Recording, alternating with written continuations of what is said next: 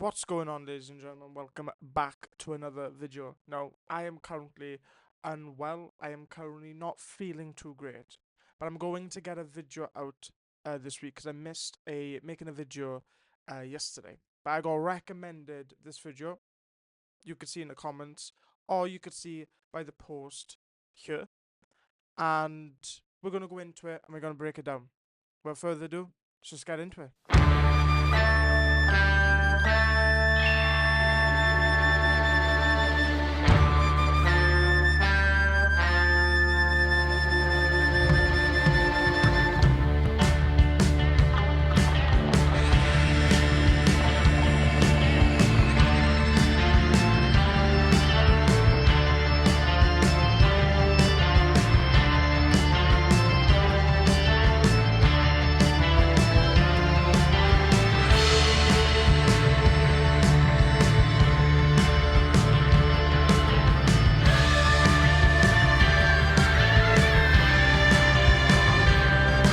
So the vocals are coming in there. Also, this is such a unique way to play the Ezio'S family. It's paying homage to Japanese culture with the instruments. You can use, the harp, the flute, the strings, even, the whirlwinds, then instruments, also with the percussion. But this is such a unique way of adapting some music to the culture that this game is based on, paying homage to the kind of motif then of Assassin's Creed with the Ezio family, and right here, you hear that. You got the percussion, boom, boom, boom, maybe a bit of like, probably around about 110 BPM. Yeah, something around there, but when it kicks in, it's so good. So, dun, dun, dun, dun, dun, dun, dun, dun, dun, dun, dun, dun, dun, dun, that which is kind of the motif. And, my bad, but you know what I mean, like the groundwork then of the vocals are happening.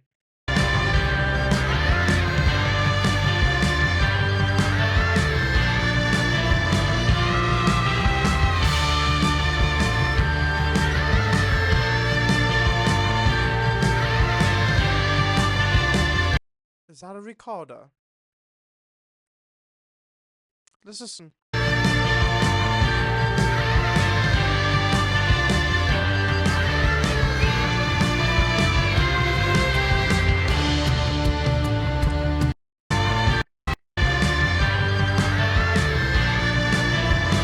Yeah, they're using a recorder, I think. Flute, harp, strings, vocals. That sounds sampled. I could be wrong, but they've also maybe slapped a recorder in there as well. Really sounds like just to get more higher frequencies along with the harp and the flute.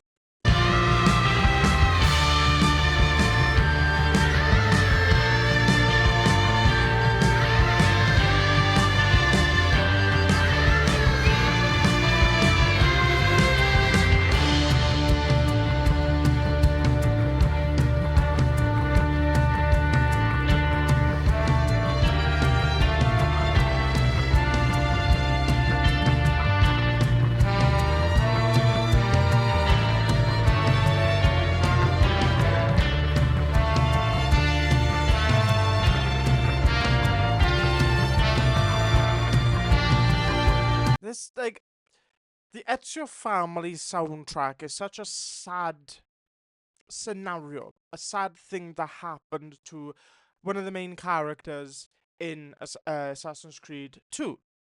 And the soundtrack was designed for that scene. You see Ezio's family dying.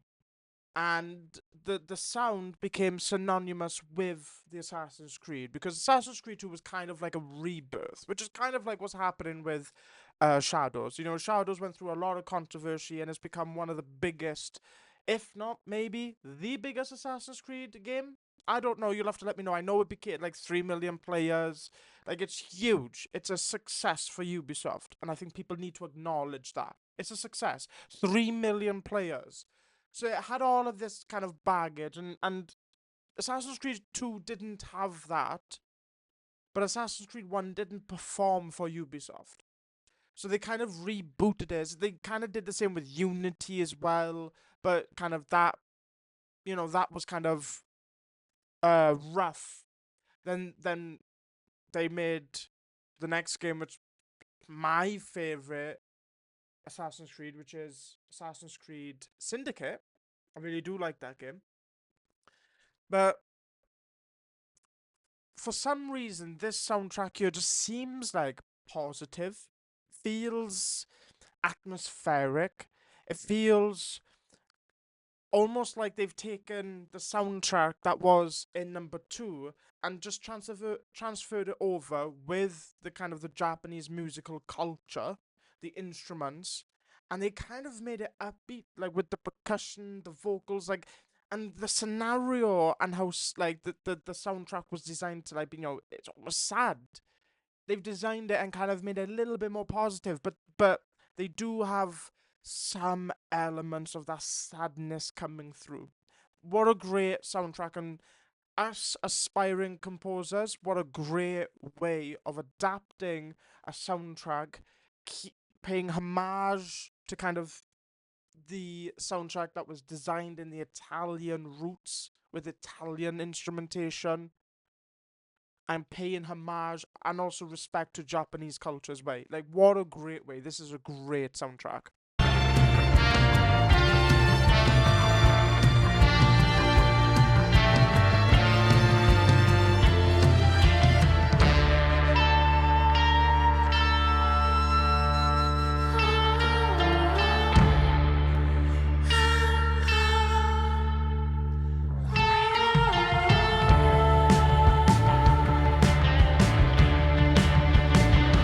So it seems like the percussion is probably the same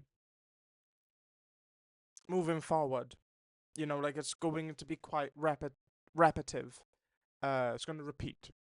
No, not really any change. But this part here, I really like. Let's break it down. Let's break this segment down. So they're playing, they're playing the motif. They're playing the theme, the Ezio family theme. Percussion stops. Now we just get full instrumentation. We've got a bass. We've got an underlining bass, which is... That's the underlining bass. Maybe like bass guitar. We have a string. And a harp. Then we get into some plucking of the guitar. So that there, that scream, that's a violin. That's really on the high notes of a violin. Almost sounds like a scream. So we get a screaming from the violin. But we also get some plucking. We get some harp. Maybe we got a cello in there as well. So the plucking. So that sounds like an electric guitar. Maybe bass guitar. Could be like a bassy version on the normal, like, acoustic. But it's plucking. Plucking the instrumentation of the Ezio family theme.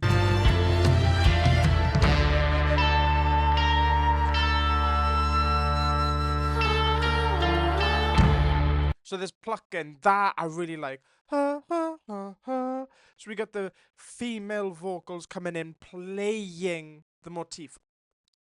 Vocalizing the motif. There we go. I'm unwell. Vocalizing the motif.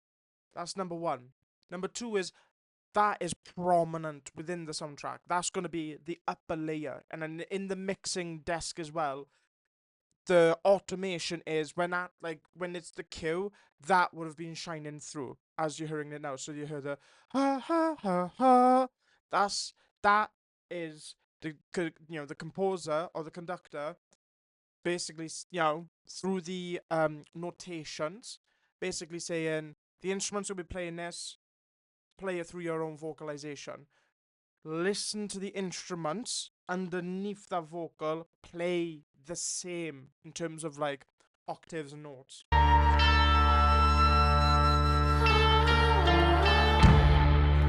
And that her amplified by a kick, and the electric basically by the bass of it. It's amplified by the bass.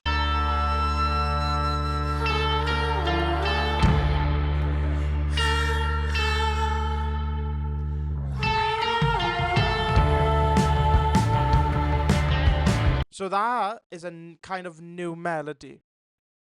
That is kind of a new melody.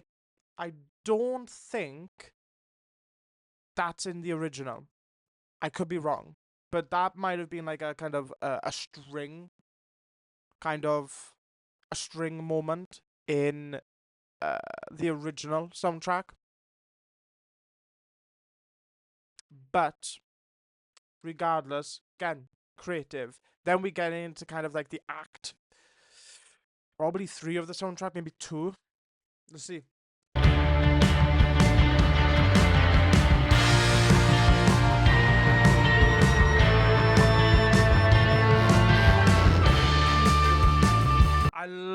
I love a good damn brass section. Not bra, brass.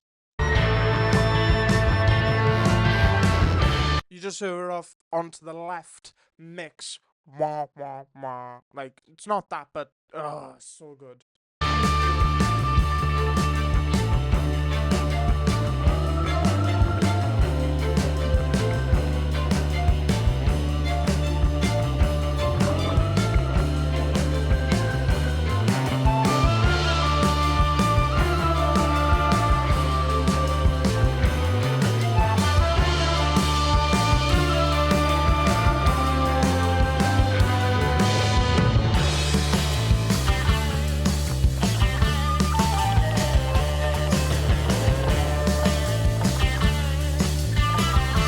So they've added in like an almost like spy kind of thriller type theme going on for it. No wonder why that part there is the most replayed. That just comes out of nowhere. The strings, right? Probably got some violas, but we got some strings, right? Then number 2, we've also got playing it kind of in a kind of staccato kind of vibe, kind of chopping it up almost. Some tremolo underneath it as well, just to add kind of the tension. Then the flute comes in. Then we have like plucking on like a guitar, and then the percussion changes almost to kind of like a James Bond-esque type of soundtrack. So we hear that kind of vibe from the percussion, which adds into like that spy nuanced soundtrack.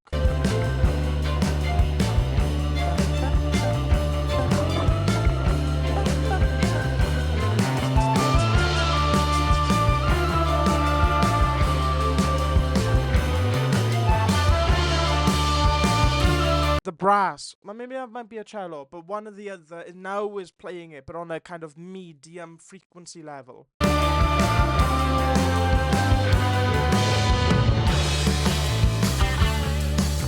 The electric guitars come in. It almost sounds like a kind of a piccolo. A piccolo, kind of clarinet, flute, recorder, are all just in this, playing this motif.